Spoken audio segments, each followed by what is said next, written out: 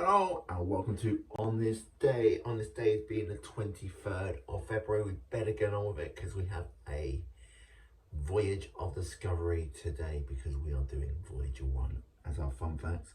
But let's do On This Day first. So what is On This Day? Well, on this day we take a date from history. As I already said, it is the 23rd of February. We have a look at people who were born, some people who died, and we have a look at some of the stuff that happened.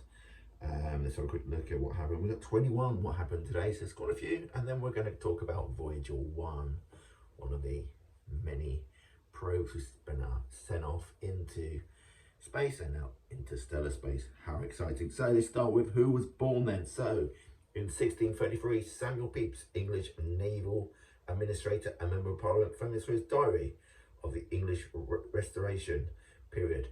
He was Samuel Pepys, author of the Great Fire of London. You might remember him. He died in 1703, so he survived the Fire of London. Good for him.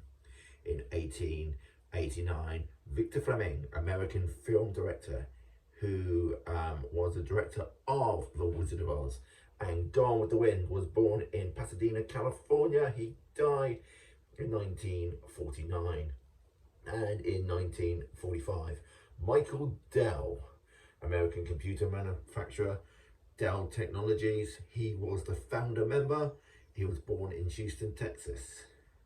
People who died on the 23rd of February. We have John Quincy Adams, the 6th president of the United States between 1825 and 1829.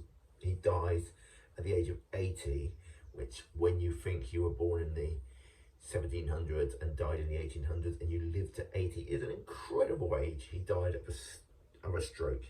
In 1931, Nellie Melba, also known as Helen Mitchell, was an Australian soprano who died at the age of 69. Famous for obviously being a soprano, but also it's where we get Melba toast and peach Melba, which were invented by chef Auguste Escoffier off of the Savoy when he was in London. There is tales we can tell of him. Maybe one day we'll come back to Escoffier. Some say he was the first modern day chef. And in 1965, Stan Laurel, British comedian from Laurel and Hardy films, died of a heart attack at the age of 74. So what happened then on this day? In 303, Emperor Roman Justinian begins his policy of persecuting Christians, raising a church at Nicomedia. In 1455, Jonas Gutenberg prints the first Bible, and this was his estimated date. So it might not have been this date, but it was around this time, the Bible. We could go on. In 1689, Dutch Prince William III proclaimed King of England. In 1782, engineer James Watt's patent for the rotary motion of the steam engine, his Sun and Planet gear, is granted. In 1910, first radio contest was held in Philadelphia. Don't know what the prize was, don't know what the show was, but it was held. In 1919, a fascist party formed in Italy by Benito Mussolini. And in 1939, Lou Thesz beat Everett Marshall in St. Louis to win the National Wrestling Association World Heavyweight Championship for the second time. In 1940, Walt Disney's animated movie Pinocchio is released. In 1941, plutonium first produced and isolated by American chemist Glenn T. Seaborg in Berkeley. In 1947, US General Eisenhower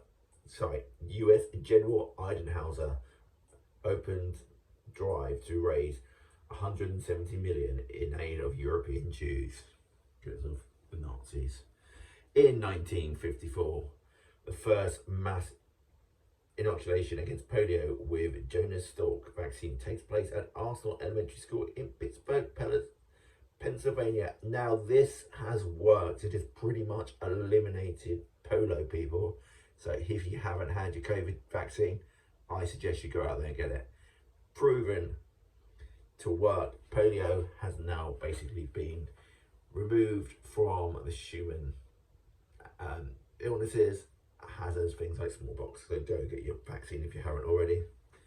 In 1958, five-time F1 World Drivers' Championship Juan Manuel Fangio is kidnapped by Cuban rebels from Fidel Castro's 26th of July movement, released soon after the Cuban Grand Prix. Guess he did win that one then. In 1991, US President George H.W. Bush gives Iraq a 24-hour deadline to withdraw from Kuwait or face ground war.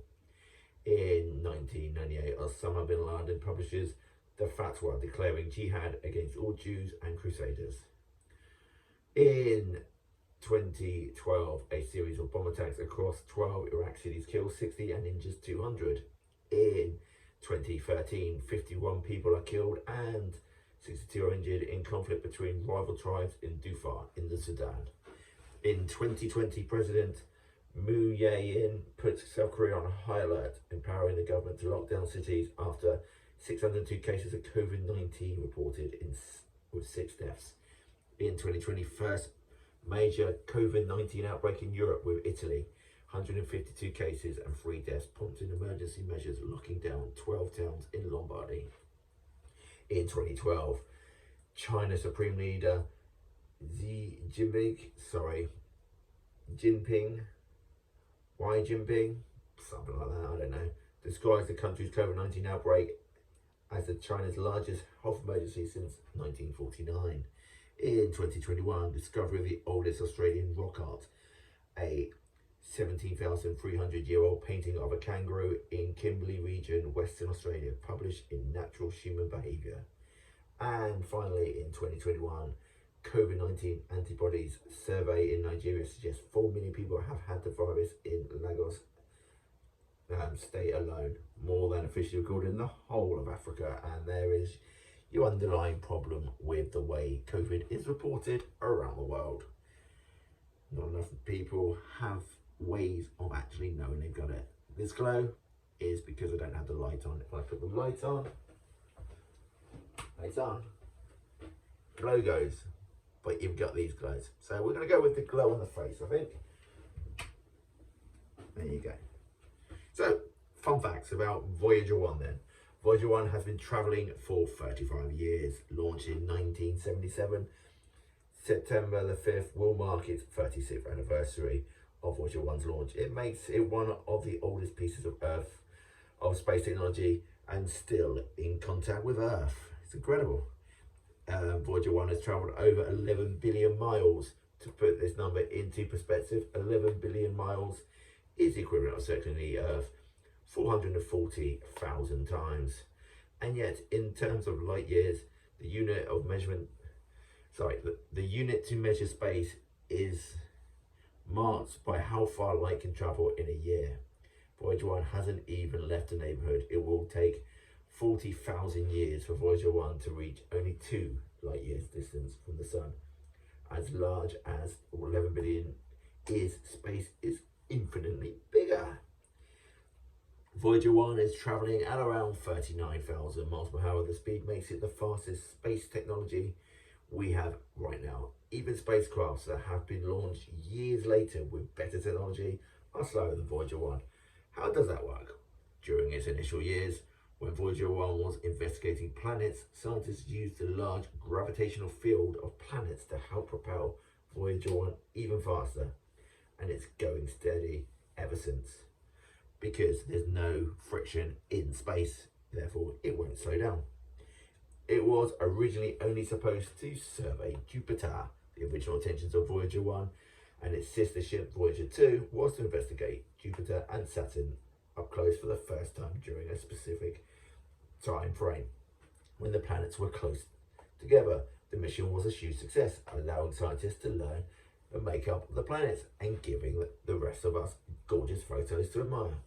From there, Voyager 1 has launched to study some of the moons up close, other successful missions that scientists viewed as a bonus. Nobody could have predicted that Voyager 1 would still be just as useful and performing missions decades later, but Voyager 1 is the gift that keeps on giving. It's powered by plutonium. 1 second. Too much talking, you need a drink. Do you like the seagulls? Everyone seems to hate seagulls. Gotta love a seagull. It's powered by plutonium, although Voyager 1's longevity could not have been predicted. Scientists did plan for it. When building the spacecraft, they used long-lasting plutonium batteries for fuel, and those batteries are still going strong today. While travelling, Voyager 1 has turned off everything but its essential functions, and at this rate, the batteries should last throughout the 2020s. Who knows what discoveries Voyager 1 might make in that time. Voyager 1 can communicate through radio waves no matter how far it goes. Our satellites were only supposed to last 5 years, but NASA is maintaining contact with Voyager 1 through its use of radio waves. A system that should be viable well beyond the stretches of our solar system. The only real problem is it takes 16 hours for the radio waves to reach Earth, a number that is continually increasing as Voyager 1 gets further and further away. And no one is quite sure of where exactly it is right now. Voyager 1's current mission is to explore interstellar space, which requires we'll start that one again. Voyager 1's current mission is to explore interstellar space, which requires exiting, Andy, it's exiting the solar system. In the meantime, scientists are also taking the opportunity to study the edges of our solar system, which have never been so close. However, while everyone agrees that Voyager 1 is definitely near the edge of our solar system, NASA maintains that it has yet to cross the boundary into interstellar space, while several other prominent scientists are arguing that it has already crossed over months or even years ago. This debate is the hot button topic of the world of astrophysics today. It carries a message to alien life, as long as they know how to actually use it, I suppose. Hopefully they've also put in there a little diagram and a user's guide. So Voyager 1 carries an audio-visual recording in the form of a gold-plated record, and that means to be both a message to intelligent life and a symbolic time capsule. The record has greetings from over 55 languages, pictures of Earth life forms, various scientific knowledge, and recordings of pieces of music, and Earth sounds like the sound of waves crashing on the shore. So, for me, it's only 90 minutes long, this track of sounds. What are you going to play on it? No. What music are you going to put on there? Because I'm not being funny, I don't listen to tribal music. I like Metallica. Metallica weren't around in 1977, so they probably isn't going to have that stuff on it. It will outlive Earth. Eons, not Etons. Eons after humans have gone extinct, and well after the sun expands and swallows Earth entirely, Voyager 1 will still be travelling the universe, silently charting entirely unknown territories. A few more little quick fun facts for you. The Voyager 2 was launched first, using its computer speed to download a 5G movie off of the internet would take just 8.5 years. It's that low, the technology. Love the fact you can still communicate with a module over 11 billion miles away, but I can't always get a phone signal in my house. This has been the fun facts today from On This Day. On This Day is going to change slightly as we go from February into March. I am going to bring back Ask Google as an alternative to fun facts, and we are going to do a month of April is going to be on the from the start of the First World War to the end of the Second World War. It's going to be a whole lot of stuff in there. So if you're into war, who isn't, then there'll be stuff in there. And then after that, I will look onto the solar system. But this has been your manager, Andy Pete. Hope you're staying well.